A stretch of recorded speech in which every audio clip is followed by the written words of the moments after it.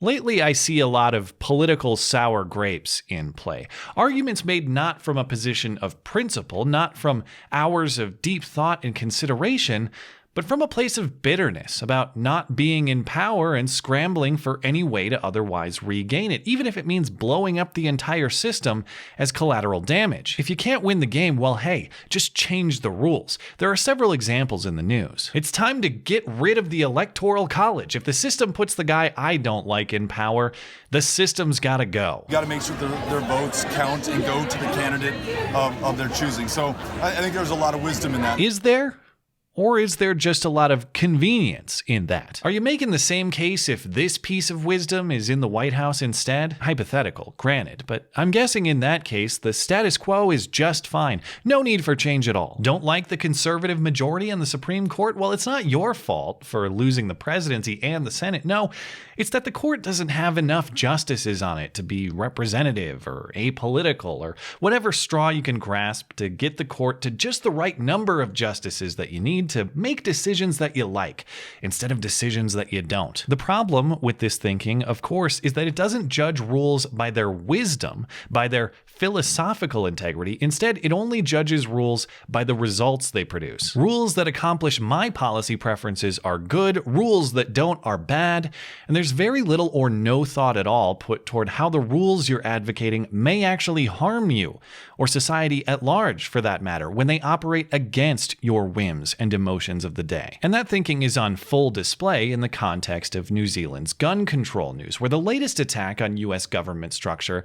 is a little more broad. It's that the whole thing is just too slow. It's not urgent enough. It's not expedient enough. It doesn't rush to the emergencies of the day to get things done like New Zealand does. CNN ran a whole piece praising how quickly New Zealand moved to ban so-called assault weapons after the Christchurch shooting, noting New Zealand has a greater sense of urgency to enact national gun control legislation. We're so slow in the US, all because we have that dang fundamental right enshrined in our pesky constitution. An op-ed in the New York Daily News praises New Zealand for rapidly limiting firearms access, something America never does, putting shame to our country. Another in The Independent asks, America, are you listening? Thank God New Zealanders have the sliver of common sense to confiscate the legally owned property of their law-abiding citizens, disarming them in the process. Yes, I know the plan is a buyback, but a mandatory buyback is exactly that. It's without voluntary consent. But the author's point is New Zealand got it done in just 6 days. What heroism. Bernie Sanders praised the swift action of New Zealand's Prime Minister. AOC says this is what leadership looks like,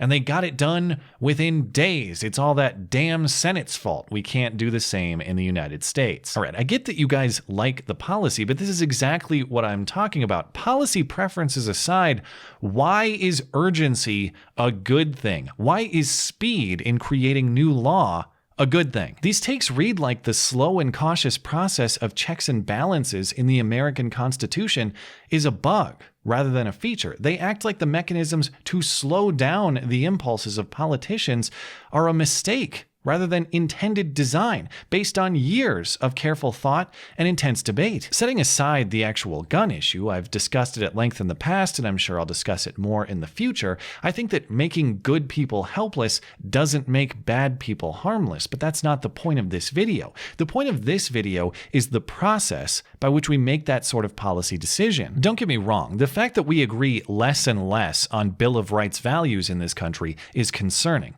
But what's even more concerning to me are disagreements on how we ought to decide. Under this country's foundational philosophy, urgency has always been considered a threat to be mitigated, not a virtue to be praised. None of these pieces praising New Zealand's immediate law change actually explain why the immediacy itself is a good thing. Are we really supposed to believe that the problem is just that simple, that all the answers have suddenly been realized in just a week's time, and all it takes is surrendering just a little more power to a small group of ever more centralized control who will take care of us and do our thinking for us? There was no time taken for public input, no time to consider opinion from firearms experts or self-defense advocates or really anybody who knows anything about this issue at all, and we're supposed to believe that the perfect plan has just been sitting in the Prime Minister's office ready to go, and all it takes is the right emergency to put the plan in place. Either that, or this is just genuine knee-jerk reaction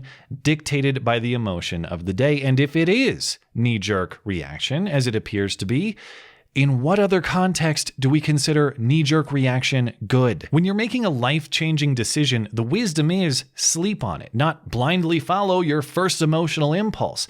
And that's the saying for a reason. And speaking of the reason, I worry that's what we're losing touch of in this country. The why question, the philosophy that is the foundation of why our country and our constitution and our system of government are structured the way they are. If we don't like an outcome, the impulse is now to blame the system rather than to presume there's probably some wisdom in that system that we ought to consider before blowing it all up, even if we end up still disagreeing after we've considered it. And in this case, as with most constitutional questions, that why question is addressed at length within the Federalist Papers. On the topic of slowing down the legislative process, of making the House and the Senate a check on one another, James Madison wrote the following: "Another advantage accruing from this ingredient in the Constitution of the Senate is the additional impediment it must prove against improper acts of legislation. No law or resolution can now be passed without the concurrence first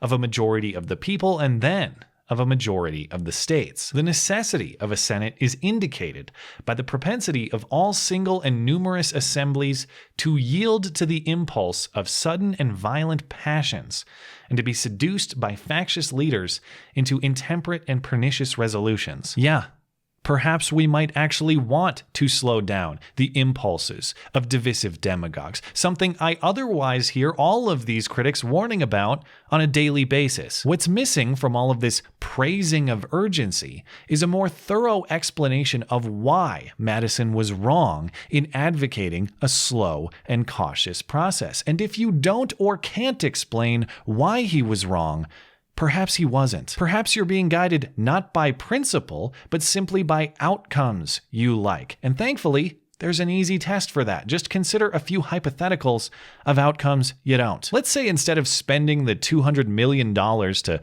buy back guns from its citizens, the New Zealand government decided to invest that money in guns for schools and places of worship and private homes to have to defend themselves. And let's say they made that decision on the same 6-day time frame. Is the urgency good? In that scenario, it is, after all, an urgent response to the same urgent problem, or is the urgency bad simply because you don't like that policy prescription? And maybe that hypothetical is too silly for you, so let's take something real. Donald Trump declares a national emergency to divert billions of federal dollars to the construction of a border wall. Is that urgency good? If not, why not? If not, is it actually the urgency that you like? Is it actually the urgency that the U.S. needs to learn something from? Or is it just the policy ideas that you like? The philosophy that made this country great is less about what decisions are good or bad, and more about how to make those decisions. And in considering that question,